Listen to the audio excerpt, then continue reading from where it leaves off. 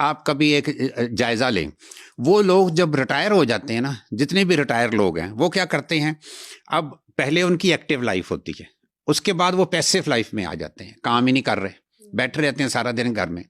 ज़्यादा से ज़्यादा क्या होता है कि अगर एक मर्द है, वो रिटायर हुआ है, तो उसकी जो बेगम है ना, वो उसको वो टोकरी दे देती है कि जाओ जाके बाजार से और कुछ नहीं तो सौदा ही ले आओ। बिल्कुल ऐसा। तो ये काफ़ी नहीं है एक्टिविटी।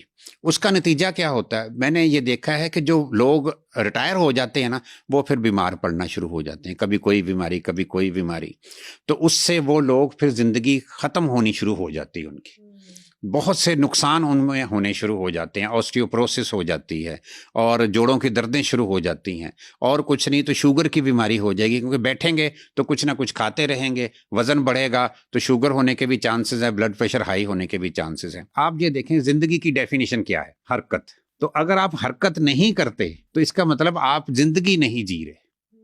आप एक चीज गौर करें, एक और कोटेशन है कि बुढ़ापा कब शुरू होता है, तो उसका जवाब ये है कि बुढ़ापा उस दिन शुरू हो जाएगा जिस दिन आप हरकत करना बंद कर देंगे, चाहे आपकी उम्र 20 साल है, क्योंकि जब आपने हरकत करनी बंद कर दी तो आपकी जो बॉडी की एक्टिविटी है, अंदर का मेटाबॉलिज्म जो है, ये सारा कुछ स्लो हो जाएगा, तो आपके ऊपर बुढ़ापा आ गया।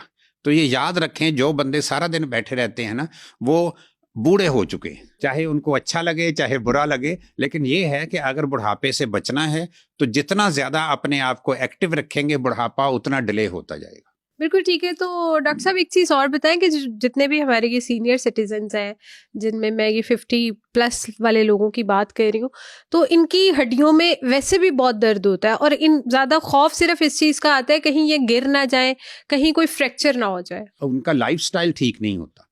जैसे मैं एक चीज और देखता हूँ, बूढ़े लोगों की बात तो चलो दूर की बात है, आप एक चीज नोट करें, जो छोटे बच्चे हैं उनमें दूध पीने का रिवाज नहीं है। अब क्या है, वो चीजें आप नहीं ले रहे जिनमें कैल्शियम और विटामिन डी है, तो क्या होगा, आपके अंदर कैल्शियम और विटामिन डी की कमी हो जाएगी। एक और भी रिवाज है कि सूरज का एक्सपोजर लेना ही नहीं है सिरे से ही, उससे भी बीमारियां पैदा होती हैं। चलना फिरना आपने, एक और जैसे कहते हैं ना कि अगर आप सैर नहीं करते तो फिर क्या होगा। एक कोटेशन है, जिस मुल्क के हॉस्पिटल्स वीरान हैं वहां उनके पार्क्स आबाद होंगे। इसका उलट कर लें कि जिस हॉस्पिटल के पार्क्स आबाद हैं सैर के लिए, उनके हॉस्पिटल वीरान होंगे। तो सैर करने से बीमारियां जो है वो खुद ब खुद खत्म होती हैं। तो ये हरकत करना जो है ना, ये बहुत ज़रूरी है। एक जो सेहतमंद बंदा है उसको कम से कम मेडिकली हम कहते हैं 3 किलोमीटर रोज़ाना की वॉक करनी चाहिए। अब तो घड़ियां भी आ गई हैं, आप अपने घड़ी बांध लें एक, वो जो आपको स्टेप्स बताती है, तो आपको पता चल जाएगा जी कि मैंने 3 किलोमीटर के करीब वॉक की है कि नहीं की। चाहे आप अपने ऑफिस में करें, चाहे आप बाहर करें, जिस जगह मर्जी करें, लेकिन आपको हर वक्त हरकत में रहना होगा। एक बहुत अमीर आदमी थे, उन्होंने कहा जी कि मैं बहुत सख्त बीमार हो गया हूँ, मेरा जिगर भी सही काम नहीं कर रहा, तो मुझे कोई एडवाइस करें, मैं ज़्यादा से ज़्यादा ज़िंदा रहना चाहता हूँ। तो उसको डॉक्टर्स का एक पूरा बोर्ड था, उन्होंने कहा जी कि ये अगर आप ज़्यादा से ज़्यादा ज़िंदा रहना चाहते हैं तो हरकत करें, मुलाजमों से काम लेना बंद कर दें। इस वक्त मैं आपको एक चीज़ बताऊँ, दुनिया में सबसे ज़्यादा बड़ी उम्र के लोग जो है ना, जापान के पास एक जजीरा है ओकिनावा। उस जजीरे की क्या खूबी है कि उस जजीरे के बाहर लिखा हुआ है कि इस जजीरे में 100 साल से छोटी उम्र के लोगों का दाखिला मना है। अच्छा। उसमें सारे के सारे 100 साल से बड़ी उम्र के हैं। आप अगर वहां जाती हैं, कोई ऐसा शख्स जाता है जिसकी उम्र 50 साल है, तो वो वहां कहता है जी मुझे यहाँ किराए के लिए एक कमरा दे दो, तो वो कहते हैं जी आप 50 साल बाद आइएगा, अभी आप एलिजिबल नहीं है। बाहर वो उस जजीरे को आइलैंड ऑफ इमॉर्टल्स भी कहा जाता है। अच्छा। कि लाफानी लोगों का जजीरा। बाहर ये भी लिखा हुआ है कि 100 साल से कम यहाँ पे मौत का दाखिला भी मना है। क्यों? कि वहाँ 100 साल से कम के लोग नहीं हैं। अब उनमें क्या चीज़ देखी गई है, वो कहते जी हमारे मुलाजम ही नहीं है, हम मुलाजम खुद काम करते हैं। तो ये खुद हरकत करना बड़ा ज़रूरी है। फिर ये है कि एक और चीज़ उनमें बड़ी ज़बरदस्त है, हम लोग तो यहाँ छोटी छोटी बातों पे परेशान होते हैं ना, वो कहते हैं छोटी बातों पे परेशान क्यों होना है, दूसरों की बातों को माइंड क्यों करना है, हम माइंड बहुत करते हैं। वो कहते हैं जी आप अगर माइंड हमने किस चीज़ को करना होता है, दूसरे की गलत बात को, तो वो कहते हैं जी कि गलत बात तो मिस्टेक किसकी है, दूसरे बंदे की।